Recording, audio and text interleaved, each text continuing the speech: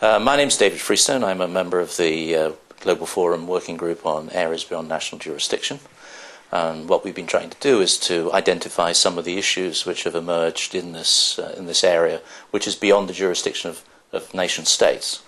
The main regulatory framework for the law of the sea is the 1982 Convention, which is now 25 years old.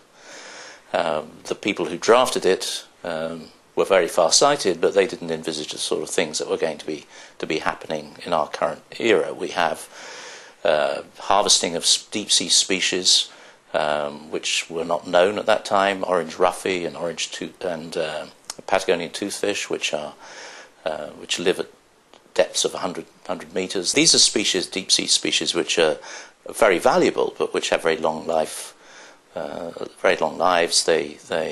They breed in fairly irregular intervals. They can live for 80 years, for example, and so they're very vulnerable to excessive harvesting. We've discovered deep ocean vents that have life forms that function at more than 300 degrees centigrade, which are potentially of great importance for industry, but again, also in areas which are not subject to national jurisdiction. And the basic problem is that there is no framework within the Law of the Sea Convention for the governance of these areas. We have sectoral commissions that look at fisheries issues. We have a global convention on ocean dumping. We have a number of other sectoral activities, but there's nothing that stitches these together. And the UN has been looking at this issue. There's an ad hoc working group which will be meeting later this month in New York to discuss ways forward in this area, because there's a concern, particularly that the functioning of the biodiversity of the deep oceans actually has a major effect on the climate.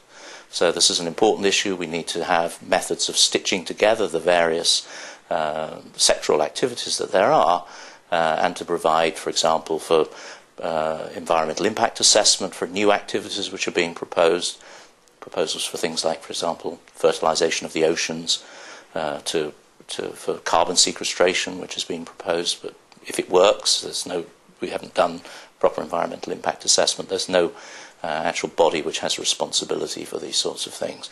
So the hope is that the working group of the Global Oceans Forum will be able to put forward some important ideas to the UN process to help us move forward in this area.